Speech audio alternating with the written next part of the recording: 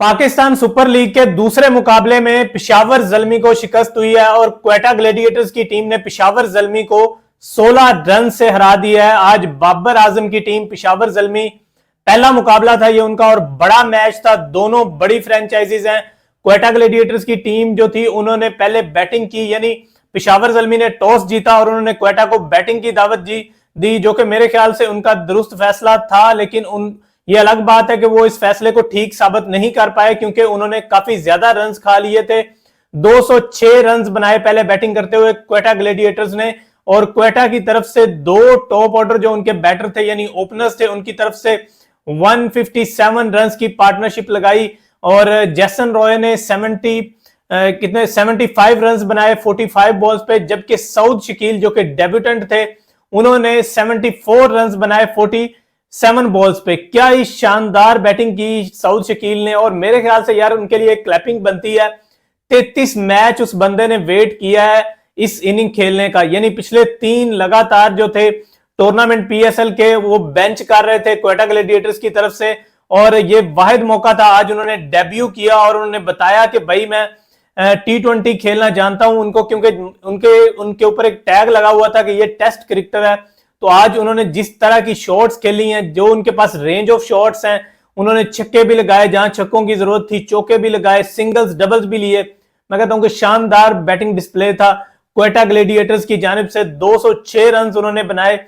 आज जब पहले बैटिंग की क्वेटा ने तो 207 रन का उन्होंने टारगेट दिया। अगर पेशावर ज़ल्मी ये 207 रन चेज करती तो ये उनका तारीखी टारगेट चेज होना था, क्योंकि इससे पहले उनका हाईएस्ट चेज जो है वो 202 रन हैं, जो कि उन्होंने 2021 में क्वेटा ग्लैडिएटर्स के अगेंस्ट बनाए थे।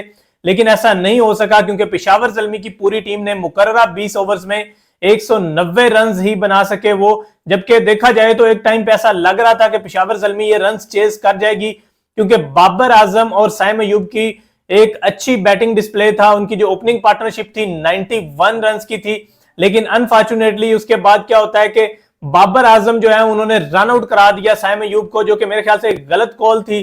मिड ऑफ पे शॉट खेलते हैं साइम अयूब और सिंगल लेते हैं, ओवर थ्रो यानी दायरे के अंदर। भाई क्या हो गया बाबर भाई, दायरे के अंदर बॉल पड़ी हुई है, सीधी फील्डर के पास जा रही है ओवर थ्रो, और उससे भाई रन ले रहे हैं। तो सरफराज भाई आपको पता है उधर से जो है ना वो ताक लगाए खड़े थे बिल्ली की तरह, और उन्होंने पकड़ के तो जनाब रन आउट कर दिया।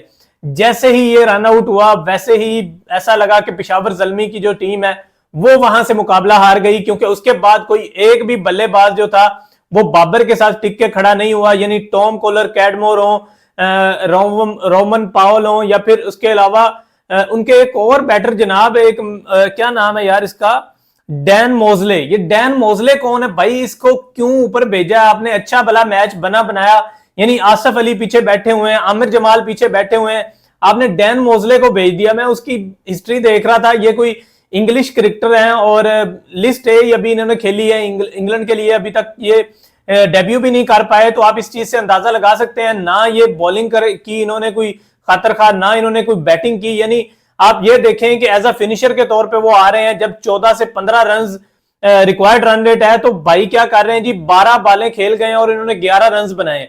तो मेरे ख्याल से एक तो पेशावर ज़ल्मी की अगर हम बात करें उनकी शिकस्त की वजह क्या बनी, तो उनकी काफी ज्यादा रीजंस थी शिकस्त की। मेरे ख्याल से उनकी सबसे बड़ी जो हारने की वजह थी वो थी उनका लैक ऑफ बॉलिंग एक्सपीरियंस जो उनकी टीम में था। और दूसरा, पेशावर ज़ल्मी ने मेरे ख्याल से दोस्तों टीम कॉम्बिनेशन जो उन्होंने सिलेक्ट किया था वो भी बहुत कोई पुअर किस्म का था।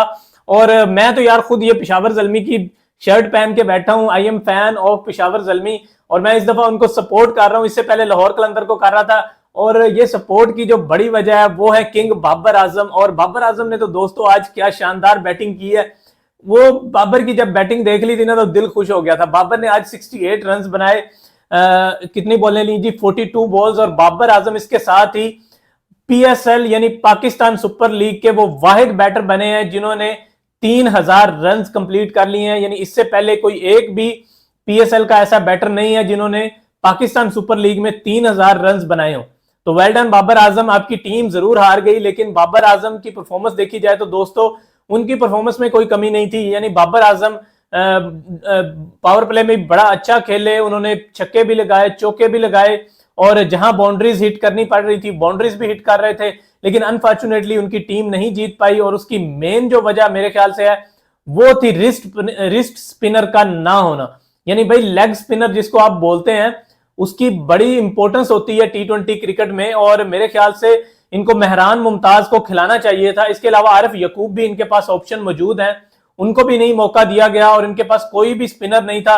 यानी इनकी बॉलिंग का यह हाल था कि लुक वुड हो, इसके अलावा सलमान इरशाद हो, मोहम्मद जिशान हो या फिर आमिर जमाल, ये चारों इनके जो मेन पेसर्स थे चारों की कुट लगी है। इनका मार मार के कोयटा ग्लेडिएटर्स के बैटर्स ने मुंह लाल कर दिया है। और मेरे ख्याल से तो इनको चाहिए था शमाद यूसुफ को खिलाते, इसके अलावा मेहरान मुमताज को खिलाते।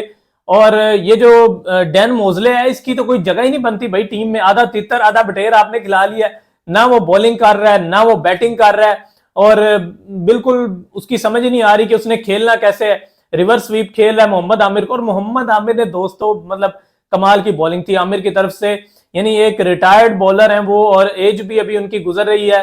तो देखा जाए जिस तरह से उन्होंने बॉलिंग की है, शानदार बॉलिंग थी। 19th ओवर जो उन्होंने किया वहां पे बड़ी शानदार बॉलिंग, और फिर वो जो बाबर आजम को उन्होंने बाउंसर किया है ना, वो मोमेंट देखने वाली है। ये मैं आपको पिक्चर भी दिखाता हूं, ये स्क्रीन पे आप पिक्चर मुलाजा करें कि किस तरह से दोनों ने बाद में स्माइल भी दी। बाबर आजम ने अप्रिशिएट किया कि आमिर को कि आपकी बॉल बहुत अच्छी थी, और बिल्कुल समझ नहीं आई बाबर आजम के कान से बिल्कुल गुजरी शू करके बॉल, और बाबर आजम को समझ नहीं आई कि भाई बॉल किधर गया। तो खैर बाबर तो बड़ा अच्छा खेले, लेकिन आमिर की बात कर रहे थे। आमिर ने यार कमाल की बॉलिंग की है, 29 रन दिए उन्होंने 4 ओवर्स में, 1 विकेट भी ली है। और अबरार अहमद की भी तारीफ करना होगी क्योंकि उन्होंने 2 इंपॉर्टेंट विकेट एक ही ओवर में ले लिए थे। बाबर आजम और टॉम कॉलर कैडमोर को उन्होंने आउट किया एक ही सिंगल ओवर में, और उन्होंने भी बड़ी शानदार बॉलिंग की। तो ओवरऑल देखा जाए तो पेशावर जल्मी के लिए मेरे ख्याल से मुश्किलात हैं, क्योंकि अभी उनके पास कोई भी अच्छा बॉलर नहीं है। यानी सीमर की अगर हम बात करें, फास्ट बॉलर कोई भी उनके पास अच्छा बॉलर नहीं है। शमाद जोसेफ एक बेहतर बॉलर के तौर पे उनके पास हो सकते हैं, और उनके जो मेन बॉलर थे वो थे लुंगिसन निगिडी जो कि साउथ अफ्रीकन फास्ट बॉलर थे, उन्होंने आने से इनकार कर दिया।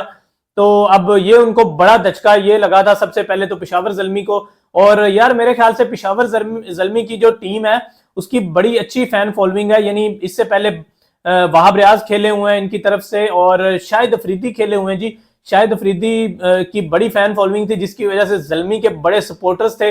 और अब बाबर आजम है पेशावर जल्मी में, तो मेरे ख्याल से जल्मी का जो ब्रांड है वो काफी बड़ा है। तो इनको थोड़े सीरियस डिसीजंस लेने चाहिए, और इनकी बॉलिंग लाइनअप बिल्कुल इस काबिल नहीं है कि ये पीएसएल की ट्रॉफी उठा सके। तो मेरे ख्याल से इनको अपनी बॉलिंग पे वर्क करना है, और इनको कहीं ना कहीं ये भी वर्क करना है कि इन्होंने अपना बैटिंग ऑर्डर किस तरह से खिलाना है। क्योंकि आसिफ अली जैसा बंदा अगर पीछे बैठा हुआ है और आपको 14 से 15 रन एक ओवर में चाहिए हो, तो आप उनको पीछे नहीं बिठाते, आप उनको पहले भेजते हैं। तो मेरे ख्याल से इनको एक तो डिसीजन मेकिंग अपनी अच्छी करनी होगी, दूसरा इनको अपने फास्ट बॉलर और स्पिन जो अटैक है उस पर भी वर्क करना होगा। बैटिंग तो इनकी फिर भी ठीक है।